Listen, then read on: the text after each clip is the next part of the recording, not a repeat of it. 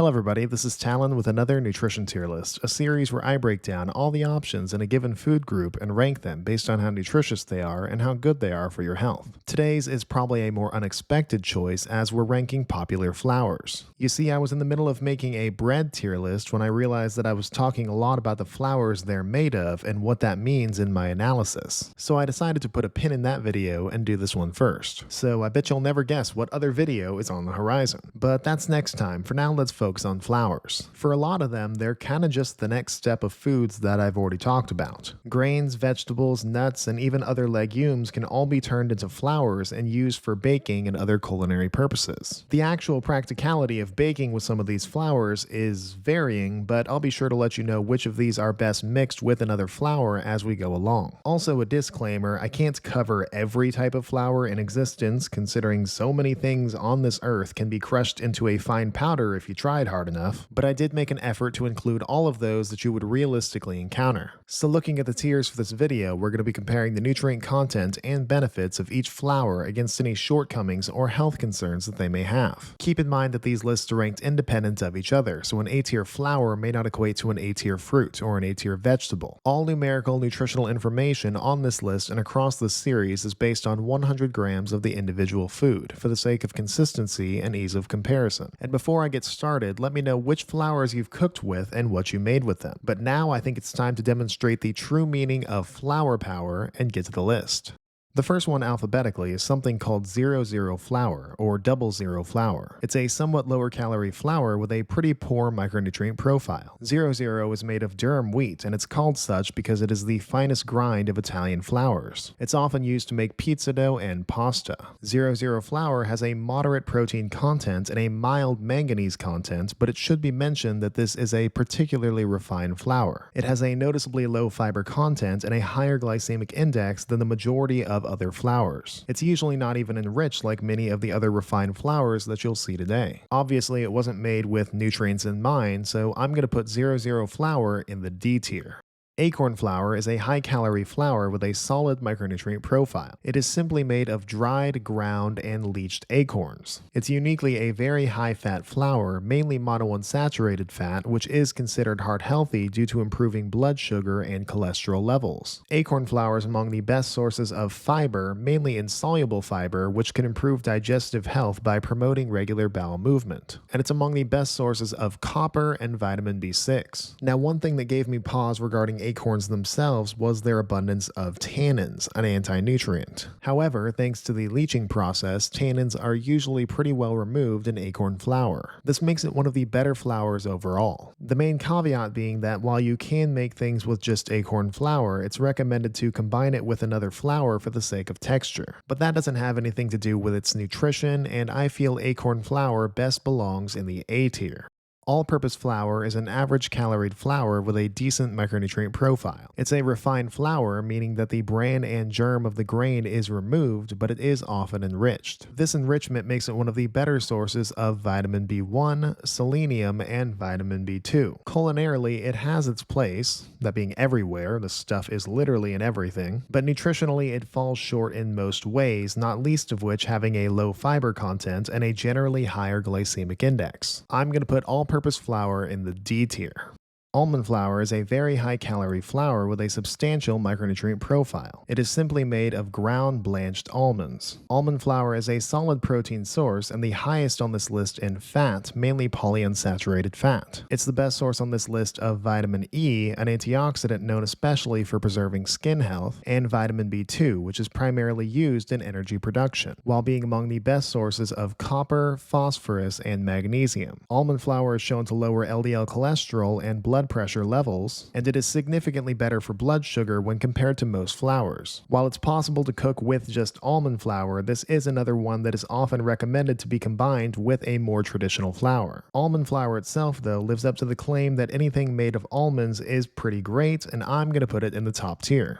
Amaranth flour is an average caloried flour with a sizable micronutrient profile. It's made of just ground amaranth seeds. It's higher in protein among grain flours and the best source of phosphorus, magnesium, and iron of the grain flours. It's also a good source of manganese and protective phenolic acid antioxidants including ferulic acid, gallic acid, and vanillic acid, which are very good for preventing chronic diseases. Amaranth flour is a popular choice for gluten-free baking and as a gluten-free thickening agent. It's really just the natural next step to take with this previously praised pseudo-grain, and so I'm going to put amaranth flour in the A tier. Barley flour is an average caloried flour with a moderate micronutrient profile. It's a whole grain flour just made of ground barley, and it's used as the sole flour in many recipes. Barley flour is among the higher sources of fiber, especially soluble fiber, specifically beta-glucan, which is immune boosting and cholesterol lowering. It's a solid source of manganese and vitamin B3, and it's antioxidant rich, including lignans and a variety of flavonoids. Truthfully, it's not that special nutritionally, it's just a good flour made of a good grain. And so I'm going to put barley flour in the B tier. Bread flour is an average caloried flour with a deceptive micronutrient profile. This is because it's typically made of refined hard wheat and enriched after. That enrichment makes it among the better sources of selenium, vitamin B1, folate, and vitamin B3. And it does have a slightly higher protein content than most flours made of wheat. But it is very clear that much of its nutrition was removed. For instance, bread flour's fiber content is nearly non-existent, which contributes to its higher glycemic index. Its higher gluten content makes it great for making bread, but that bread will be for enjoyment, not nutrients. So I'm going to put bread flour in the D tier. Buckwheat flour is a low-calorie flour with a satisfactory micronutrient profile. It is made of ground buckwheat groats, and it should be mentioned that it is not at all related to wheat. It's a completely separate plant, in fact it's even gluten-free. Buckwheat flour is among the best sources of magnesium, and it's rich in antioxidants, notably rutin, a powerful anti-inflammatory compound. Buckwheat flour also notably has a low glycemic index and a low anti-nutrient content, so its downsides are minimal. This is simply the next step of a good grain that I've praised many times before because it has no real shortcomings. And so I'm going to put buckwheat flour in the A tier. Cake flour is an average caloried flour with a middling micronutrient profile. It's another refined wheat, this time soft wheat, and again it's often enriched. When it's enriched, it's among the better sources of vitamin B1, vitamin B3, and iron, and it has a higher starch content, which is generally better at providing energy over time. However, due to refinement, it tends to have a very low fiber content and a higher GI than most flours. And being comprised of soft wheat, it has a lower protein content as well, which does admittedly make it a great choice for lighter and airier baked goods. But nutritionally, this is another refined flour that prioritizes taste and texture above all else, and cake flour is going to be joining the D tier. Cassava flour is an average caloried flour with a pitiful micronutrient profile. Its main draw is its very high resistant starch content. This is treated similarly to soluble fiber, which acts as a prebiotic, feeding beneficial intestinal bacteria. This improves gut health, which benefits most of the body by extension. It's also shown to help manage blood sugar. Now, cassava, completely untreated, can release cyanide compounds, but the soaking and drying of the flour typically significantly reduces this. Its main problem is that it's just the least nutritious choice on here by a landslide. The lowest in protein, the lowest in fat, and a low actual fiber content. There's just really not much of an incentive to choose it over others. And so that's going to land cassava flour in the D tier. Chickpea flour is a somewhat higher caloried flour with a notable micronutrient profile. Per gram, it's among the highest in protein on this list. It's the best source of folate, which is needed for the synthesis of DNA and red blood cells, and it's among the best sources of copper while being a good source of manganese and magnesium. Chickpea flour is rich in various phenolic acids, ferulic, gallic, coumaric, and chlorogenic acids, just to name a few. It's better for blood sugar compared to grain flours, and it's found to be more filling than most of them as well. Chickpea flour can be used as a total replacement for traditional flours, but when baking it doesn't hurt to blend it. Nutritionally, chickpea flour has much to offer, and I'm going to put it in the top tier. Coconut flour is a high-calorie flour with a superior micronutrient profile. The process to make coconut flour presses out much of the fat most associated with coconut. In essence, it's a byproduct of coconut milk and oil. The leftover solids, fibrous and starchy, are dried and ground until you get your coconut flour. That being said, it's still among the highest of flours in fat, mainly coconut's signature saturated fat, lauric acid, which is known for its immune, metabolism, and antimicrobial benefits. Coconut flour is also higher than most in protein, but more strikingly, it's the highest in fiber on this list by a mile. It's mainly insoluble fiber, which helps maintain digestion and regular bowel movement. Coconut flour is the best source on this list of potassium, a mineral crucial for regulating cellular fluid balance, and it's also among the highest in copper, phosphorus, magnesium, iron, and zinc. This is a great gluten-free replacement for most cooking involving flour, though you still may want to blend it for the sake of texture. A nutritional powerhouse, coconut flour is landing safely in the top tier. Corn flour is an average caloried flour with a mediocre micronutrient profile. An important difference is that corn flour is the whole corn kernels, while corn starch is only the refined endosperm. Corn flour is particularly antioxidant rich, most notably ferulic acid and the carotenoids lutein and zeaxanthin. In fact, it's got a higher antioxidant content than most grain flours. But overall, it's just a bit less in every other numerical measure, macro and micro. And this is another one that's often mixed with other flours for better baking. Not a bad choice, just one that's a tad underwhelming. I'm going to put corn flour in the C tier. Millet flour is an above-average caloried flour with a solid micronutrient profile. It is simply ground millet seeds, and it's used in all kinds of gluten-free cooking. Millet flour has a higher antioxidant content than wheat, flavonoids and phenolic acids, notably catechin and ferulic acid. These of course have various protective properties. Beyond that, it's just a solid whole grain choice, above average in many ways. And I'm going to put millet flour in the B tier.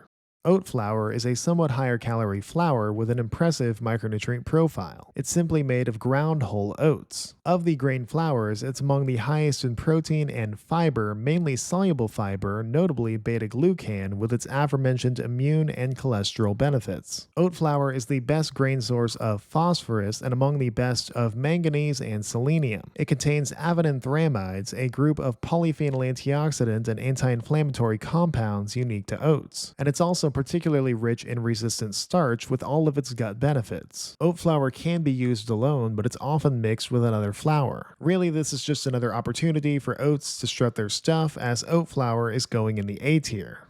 Peanut flour is a high-calorie flour with a stellar micronutrient profile. It's made of just ground roasted peanuts. Peanut flour is among the highest in protein and is an excellent source of fiber, mainly insoluble fiber, which helps to maintain healthy bowel movement. It's about 22% fat, mainly monounsaturated fat, a heart-healthy type. Peanut flour is the best source on this list of copper, which is mainly used in the formation of red blood cells, and manganese, a cofactor for structure and function across the body. It's also among the best sources of phosphorus, vitamin B3, zinc, and potassium. Peanut flour is antioxidant rich, full of flavonoids and resveratrol, an anti-inflammatory and heart protector. And this is another flour that you'll want to mix with a more traditional kind. Any flour made from nuts is going to be nutritious. It's the blending and eatability that might be the catch. But that's not what I'm judging here, so I'm going to put peanut flour in the top tier. Potato flour is an average caloried flour with a mild micronutrient profile. It's made of whole, peeled, cooked, dried, ground potatoes. It's among the best sources on this list of vitamin B6 and potassium, and it tends to contain more resistant starch than most grain flours, which acts as a prebiotic, benefiting intestinal health. Beyond that, it's below average in most other relevant ways, but it's still a good choice as potatoes themselves are actually pretty innocent. It's just not as nutrient dense as some of the powerhouses on this list, but that's okay because it's recommended to blend with other flours anyways. While it's made of a beloved food, I'm going to put potato flour in the C tier.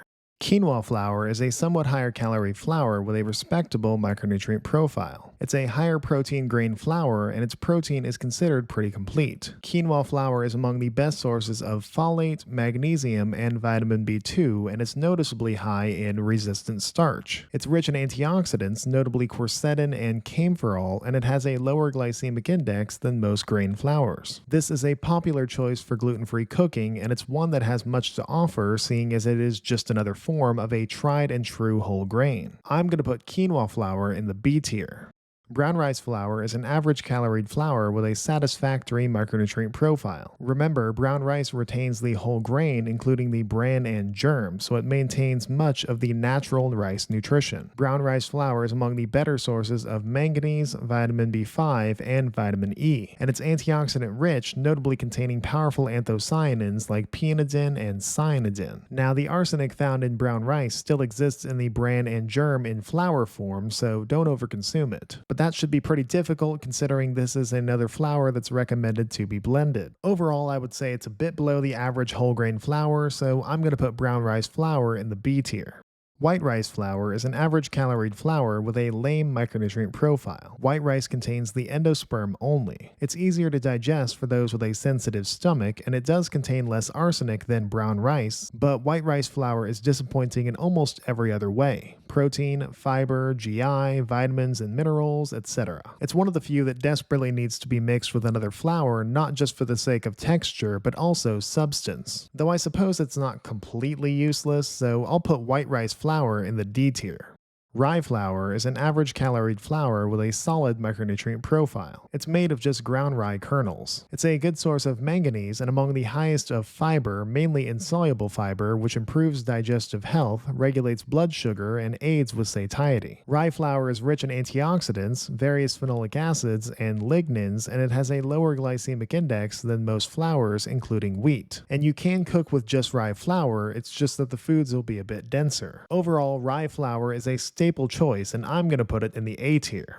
Semolina flour is an average caloried flour with a somewhat lesser micronutrient profile. It's made of durum wheat, and it's primarily used to make pasta and baked goods. Due to being made of hard wheat, it's a solid protein source, and it's among the highest in folate. On the flip side, though, it is a noticeably low fiber flour. It has its culinary use, but nutritionally it's not very impressive, so semolina flour is going in the C tier.